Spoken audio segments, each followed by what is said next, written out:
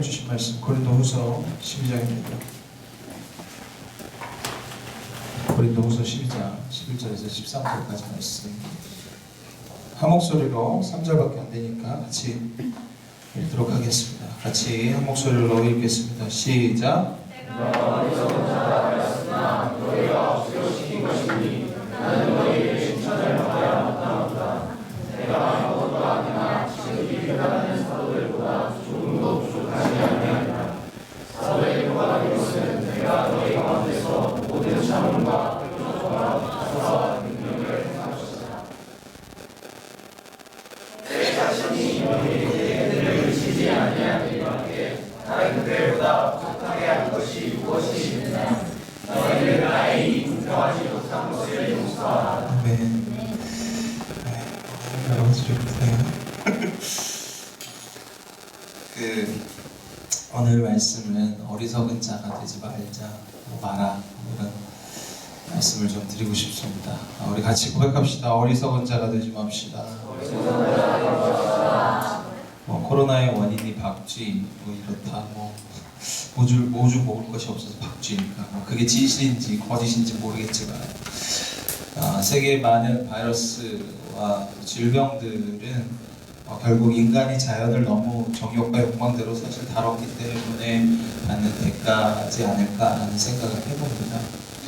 인간의 편의와 편리를 위해서 너무 많은 자연을 사실 맞췄고 우리는 지금은 당장은 피부로 와닿지 않지만 반드시 그 대가를 지불하게 될 거예요. 그때가 온다면 우리는 원망하겠죠. 누굴 원망할까요?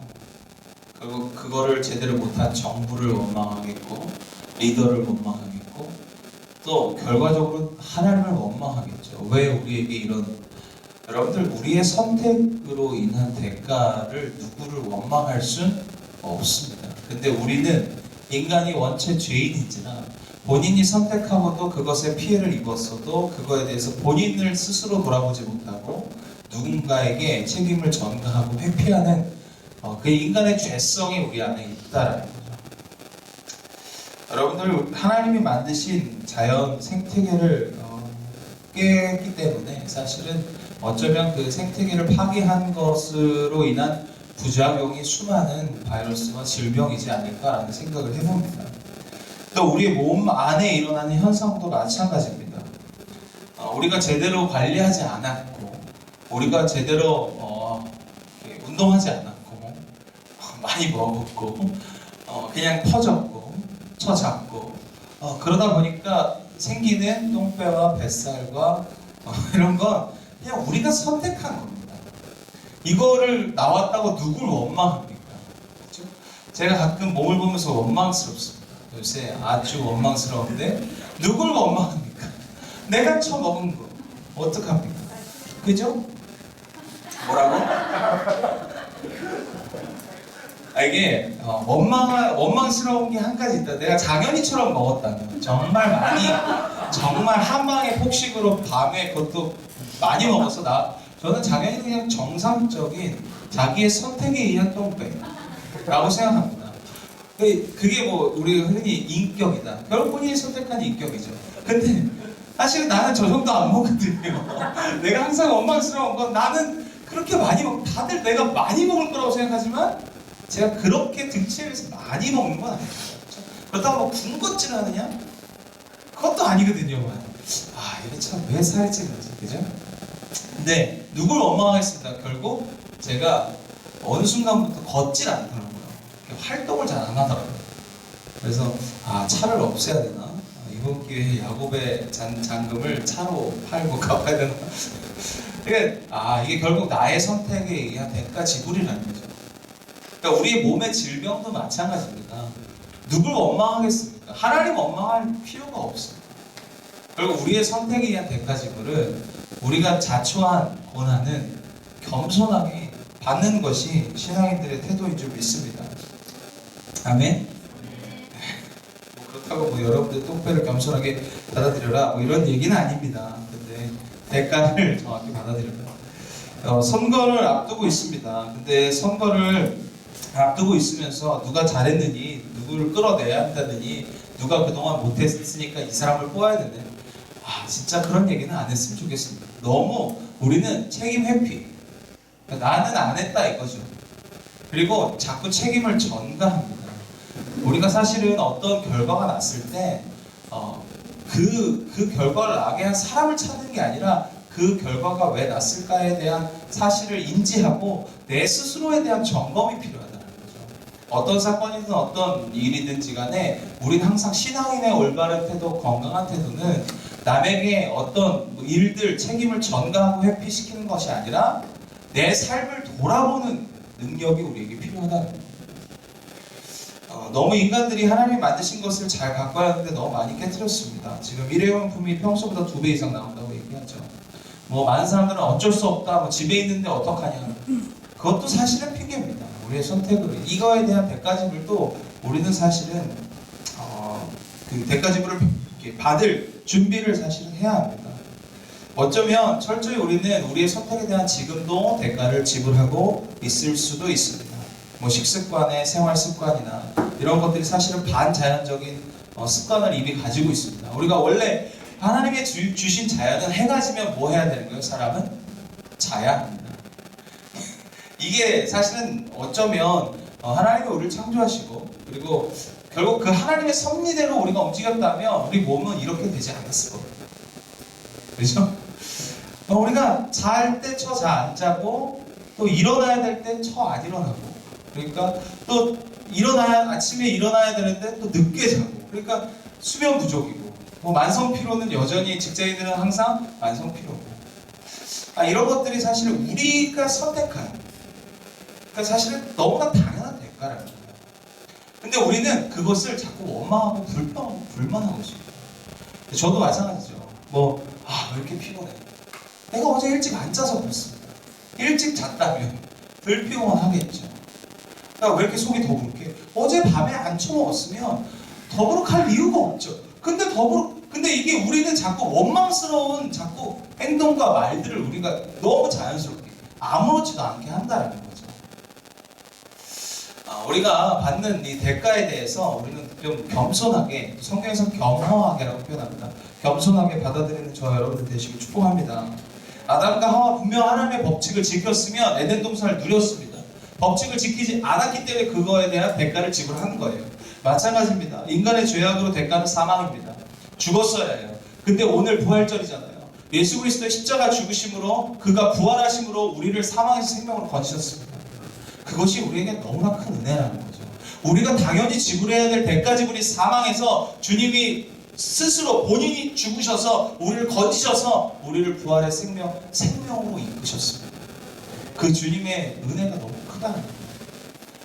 우리는 우리의 선택한 대가를 반드시 지불해야 합니다. 하지만 주님은 구원에 있어서 그가 그 대가를 지불합니다. 우리는 사망이 아닌 생명으로 옮겨갔음을 믿는 저와 여러분들 되시길 축복합니다. 그래서 부활절이 중요한 거예요. 예수 그리스도의 부활절을 지키는 게 중요한 것이 아니라 예수 그리스도가 내 안에 부활하심이 중요합니다. 아무리 그 부활절을 몇 번, 100번 지내보십시오. 내 안에 주님이 부활하지 않으면 아무 의미가 없는 거예요. 주님의 부활의 능력이 저와 여러분들의 삶의 능력들을 소망합니다. 그래서 나는 철저히 죽고 예수가 내 안에 부활하는 그 삶을 사는 저와 여러분들 되시길 축복합니다. 오늘 바울은 너희들이 어리석음을 자초했다라고 이야기합니다. 그러면서 나는 내가 지금 영적으로 육적으로 자랑한 것들 있잖아요. 우리가 저번 시간에 봤던 것처럼 바울이 지금 계속 자랑질을 하고 있습니다. 그러면서 그 자랑질이 어리석다라고 이야기해요. 근데 그 어리석음은 내가 원한 것이 아니라 너희들이 자초했다라고 이야기합니다. 너희들이 내 말을 듣지 않고 거짓 사도들의 이야기를 들으니까 내가 내 어리석음으로 어쩔 수 없이 내 안에 역사하신 내 사도됨을 내가 증명하고 자랑했다라는 거예요. 그래서 오늘 메시지, 오늘 3절의 짧은 메시지를 통해서 주시는 하나님의 은혜가 저와 여러분들의 삶이 되길 소망합니다. 첫 번째, 바울이 우리에게 주시는 오늘 이 사건이 주는 첫 번째 메시지는 스스로 고통을 자초하지 말아요. 우리는 어리석은 자가 되지 않기 위해서 첫 번째는 스스로 고통을 자초하지 않아야 합니다. 우리 같이 읽어보겠습니다. 스스로 고통을 자초하지 마라. 바울은 자신의 자랑을 어리석음이라고 이야기합니다. 여러분들 우리가 모든 자랑, 영적인 자랑도 하나님의 역사하신 자랑도 우리가 뭔가 자랑하는 것은 어리석음을 여러분들이 기억하셔야 합니다. 하지만 오늘 바울이 이렇게 표현해요. 교회를 세우기 위해서, 그리스도를 위해서, 영혼을 구원하기 위해서 어쩔 수 없이 내가 자랑했다. 이 어리석음을 선택했다라고 이야기해요. 하지만 이 자랑이 절대 어리석지 않다라고 이야기하지 않습니다. 그러니까 우리의 모든 자랑은 뭐다? 어리석음이라는 것을 여러분들이 인정해야 합니다. 축복합니다. 오늘 바울이 내가 어리석어진 것은 당신이 그렇게 할 수밖에 없도록 억지로 시킨 것이다 라고 11절에 이야기하면서 고린도 교회 교인들은 자신의 교회를 사실 세운 바울보다 거짓 사도들의 이야기를 더 많이 들었습니다. 그렇기 때문에 그 어리석음을 들을 수밖에 없었던 스스로 고통과 고난을 자초한 고린도 교회의 모습을 봅니다. 분명 우리가 잘못을 선택했음에도 불구하고 다른 사람을 원망하고 그 원망하는 것도 모자라 주위에 피해를 주는 경우도 너무 많습니다. 대가는 그 자리에서 그대로 지불해야 합니다. 여러분들 대가는 겸손하게 받아야 합니다. 물론 힘듭니다. 어렵습니다. 대가를 지불한다는 건 어렵습니다. 하지만 여러분들 우리가 선택했다는 것을 기억하셔야 합니다. 우리가 그 선택을 했기에 우리는 충분히 겸허하게 겸손하게 그 대가를 지불해야 합니다. 그러나 주님의 은혜는 반드시 있습니다. 믿으시죠? 제가 예전에 영상으로 한번 이렇게 만들어서 올린 적이 있지만 내가 스스로 자초한 고난이든 하나님이 주시는 고난이든 그 안에 뭐가 있다? 주님의 은혜는 반드시 있음을 여러분들이 기억하시길 바랍니다. 물론 하나님의 은혜는 반드시 자초한 고난이든 훈련시키시는 고난이든지 간에 있습니다. 하지만 그 은혜는 은혜지만 대가의 리스크는 우리는 반드시 감당해야 합니다. 그래서 로마서 5장 20절에 로마에 있는 교인들도 그랬다고 이야기합니다. 로마서 5장 20절 같이 읽습니다. 같이 읽겠습니다. 시작. 율법이 들어온 것은 범죄를 더하게 하려 함이라. 그러나 죄가 더한 곳에 은혜가 더욱 넘쳐나니. 여러분들 죄가 많은 곳에 뭐가 많다? 은혜가 많다. 여러분들 우리가 잘못 선택해서 대가 지불하면요, 대가 지불이 크기 때문에 뭐가 많아요? 은혜도 많습니다. 그렇다고 죄를 많이 지어야 될까요? 어리석은 사람들, 오늘 주제가 어리석으니까 어리석은 사람들은 내가 은혜를 많이 누리기 위해서 죄를 많이 짓는 사람들도 있습니다. 정말 어리석은 거죠. 로마서 6장 1절에 그래서 이거를 정리하고 있습니다. 읽읍시다. 같이 읽겠습니다. 시작. 그런즉 우리가 무슨 말을 하리요? 은혜를 더하게 하려고 죄악에 들거느냐. 이거 5장 20절까지만 읽으면 은혜를 많이 경험하려면 내가 잘못된 선택을 잘 해야 되는구나, 아니면 죄 가운데 거해야 되는구나 라고 이야기할 수 있지만 그게 아니라는 거죠. 어떻게 은혜를 더하려고 죄 가운데 거하겠느냐. 여러분들 은혜가 많은 거하고 대가를 지불하는 거하고 별개여야 합니다. 여러분들 대가를 지불하기보단 은혜를 누리시는 저와 여러분들 되시길 축복합니다. 하나님의 말씀에 순종함으로, 하나님의 말씀에 안에 거함으로, 내 안에 성령의 부활하심으로 은혜를 누려야지 자꾸 대가를 지불하면 그것만큼 어리석은 자가 없다라는 거예요. 그래서 바울은 6장에 이어서 말하고 있습니다. 은혜를 더하는 것 때문에 죄를 짓는 것은 어리석습니다. 저와 여러분들이 어리석은 자 되지 않기를 소망합니다. 이번 한 주는 스스로 여러분들의 선택에 있어서 만약에 지불해야 된다면 겸손하게 지불하시고 그 최대한 하나님이 기뻐하시는 선택을 해가는 저와 여러분들 되시길 소망합니다. 두 번째는 오늘 고린도 교회 교인들은요, 본인 교회를 세운 바울에 대해서 굉장히 막대합니다. 어쩌면 제일 고린도 교회 교인들이 가장 잘해야 될 대상은 바울이었습니다. 근데 바울의 사도권을 의심할 뿐더러 바울에 대해서 막대합니다. 그러면서 거짓 사도들은 오히려 그들을 대접하고 그들을 잘 대해주죠. 이거에 대해서 이야기하고 있습니다, 바울은. 두 번째 우리에게 주시는 메시지는 보다 사역자를 잘 대접하라. 여러분, 우리는 하나님의 일을 하는 사람들을 잘 대접해야 됩니다. 물론 변별력이 있어야 합니다. 무조건 다 잘해주는 이런 게 아닙니다. 하지만 제대로 하지 않는 하나님의 사람도 있습니다. 하지만 그거는 그 사람과 하나님의 몫이고 우리가 사역자를 대하는 태도는 중요하다는 거예요. 여러분들이 셀자분들을 대하는 태도 중요하다는 거죠. 여러분들이 목회자를 대하는 태도 중요하다는 겁니다. 그것이 결국 여러분 안에 사역하시는 성령님을 대하는 태도가 되는 거예요. 결국 진짜 사역자는 누굽니까? 내 안에 일하시는 성령님 아닙니까? 우리가 보여지는 사역자를 잘 대접하는 것은 내 안에 성령을 잘 대접하는 연습이기도 합니다. 우리 이게 잘 돼야 돼요. 그래서 여러분들의 리더들을 잘 대접해야 합니다. 그래서 여러분들이 나한테 잘해야 된다 이런 얘기는 아닙니다.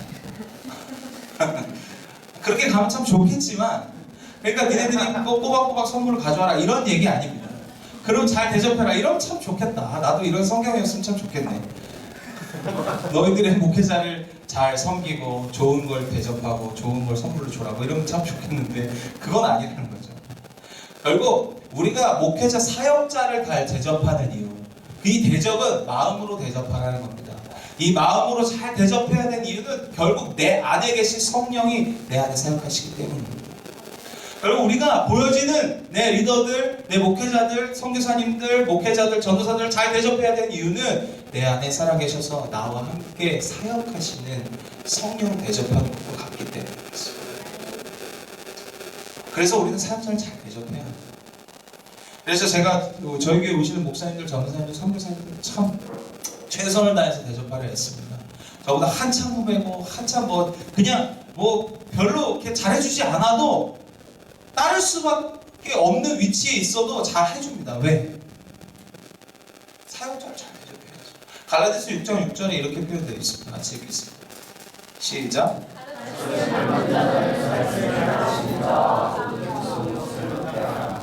너무 중요한 말씀입니다. 마음을 함께 하라는 거예요.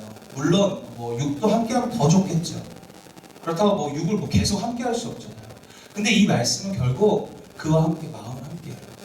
왜 그래요? 결국 가르침을 받는 자, 말씀을 가르치는 자, 물론 목회자가 가르칩니다. 리더들이 가르칩니다. 근데 더 중요한 건 뭐예요? 매일매일 매 순간순간 나에게 가르침을 주시는 그 성령이 우리 안에 있잖아요. 그분이 나를 가르치시잖아요. 그리고 나는 가르침을 받잖아요. 그러면 그분과 좋은 것을 함께 하셨으면 좋겠습니다. 제발 그분을 근심하지 않게 원합니다. 여러분들 자꾸 잘못 선택을 해서 그분이 근심하게 안 했으면 좋겠어요. 여러분들 안에 계신 그 성령님을 잘 대접하시길 축복합니다. 그리고 여러분들 안에 보여지는 또 함께 지금 여러분들 가르치고 있는 목회자, 리더들에게, 선교사님, 전도사님들에게, 마음 가는 이 분들에게 정말 마음으로 잘 대접하는 저와 여러분들 되시길 축복합니다. 아멘.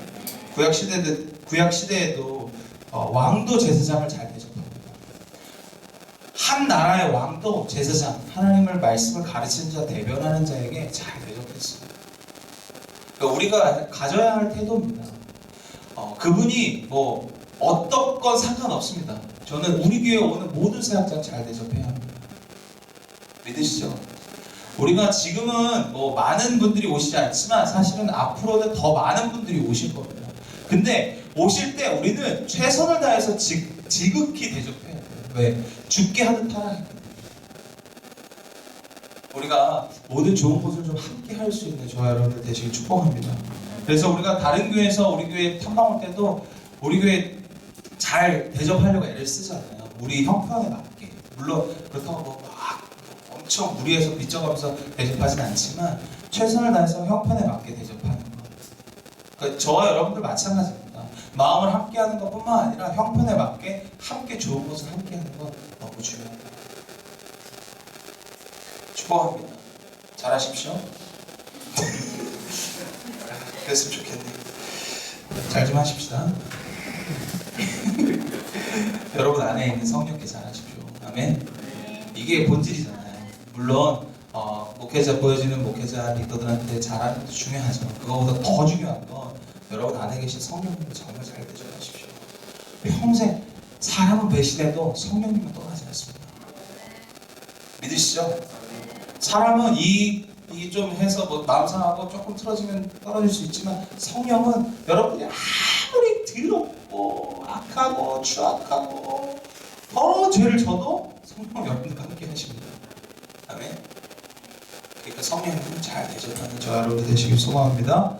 이렇게 고백합시다. 성령님을 잘 대접하자. 자, 자, 세 번째, 오늘 하나님이 우리에게 주신, 오늘 본문을 통해 주신 말씀은 하나님을 원망하는 것은 영적인 생명이다. 바울은 고린도 교회에 오히려 아무런 대가 없이 사례 없이 열정적으로 교회를 세워갑니다. 오히려 고린도 교회에게 사례를 받아야 함에도 불구하고 다른 교회에서 사례를 받고 고린도 교회를 섬겨요. 이거 엄청난 거 아닙니까? 고린도 교회는 이거에 대해서 감사해야 해요. 근데 뭐예요? 분별을 못하는 거예요. 고린도 교회가 누가 거짓 사도인지 진짜 사도인지를 분별을 못하는 겁니다. 그러면서 원망해요. 바울을 원망합니다. 야, 교회를 세워가는 바울을 원망하는 고린도 교회 교인들을 보십시오. 우리도 마찬가지입니다. 우리가 잘못 선택해놓고 누굴 원망해요? 하나님을 원망하죠. 결국 일은 내가 다 저질렀는데 누굴 원망해요? 하나님을 원망해요. 여러분들, 하나님을 원망할 대상이 아닙니다. 이미 우리를 사망에서 생명으로 건지셨어요. 그것만 해도 우리는 하나님을 원망할 자격이 없습니다. 그죠? 죄에서 사망에 빠질 수밖에 없는 우리를 생명으로 건지셨는데 그 은혜가 족한 거죠. 아멘? 그 은혜가 족하다. 근데 우리는 내 삶이 조금 안 풀린다고, 내 삶이 조금 힘들다고 우리는 또 하나님을 또 원망하고 있는 이 고린도 교회 교인들의 모습을 보는 거예요. 저와 여러분들의 삶에 원망이 아닌 감사가 되길 소망합니다. 그러니까 원망할 일들이 생기죠. 힘든 일들이 생기죠. 어려운 일들이 생기죠. 잘 안 풀려가죠. 하지만 하나님을 원망하시면 안 돼요. 생명인 것 같아요. 제대로 분별을 못해요. 부활절인 오늘 우리는 좀 체크해야 합니다. 과연 우리의 삶에 내가 색깔을 제대로 구별하고 있는지, 내가 하나님을 스스로를 사실 탓해야 될, 이 스스로를 점검해야 될 것인데 우리가 자꾸 남을 탓하고 하나님을 원망하는 우리들의 이런 영적인 생명과 같은 일들을 우리는 이미 하고 있다는 거예요. 여러분 스스로가 좀 점검해 보시길 축복합니다. 풀리지 않는 문제가 계속 있다면, 어려운 문제가 계속 있다면, 내 삶이 계속 왜 이렇게 어렵지 힘들지 한다면 우리는 우리 스스로를 자꾸 점검해야 돼요. 우리 안에 주님이 사시는 은혜가 있길 소망합니다. 오늘 부활절인 오늘 이 아침에 우리를 위해서 죽으셨고 우리를 위해서 다시 사셨습니다. 그 주님의 이 부활의 은혜가 이 부족하고 연약한 우리들의 삶에 온전히 임하길 소망합니다. 그래서 풀리지 않는 문제들이 있다면 저번에 말씀드렸듯이 하나님이 여러분들을 겸손케 하시는 하나님의 은혜일 수 있고, 또 하나는 그냥 그 자리에서 우리가 겸손하게 대가를 지불해야 하는 대가 지불일 수 있습니다. 이 속에서 우리가 회개하며 잘 받으시고 잘 견디시길 축복합니다. 거기 안에, 그 안에 반드시 하나님의 은혜는 있을 줄 믿습니다. 하나님의 놀라운 은혜가 우리가 거하는 이곳에, 우리가 버티는 그곳에 하나님의 그 크신 은혜가 있을 줄 믿습니다. 여러분들이 주님의 은혜를 기대하는 저와 여러분들 되길 소망합니다. 우리 다 같이 한 번 더 이야기합시다. 고백합시다. 어리석은 자가 되지 맙시다. 우리 주님 안에서 좀 지혜로운 자 되길 소망합니다. 기도하겠습니다.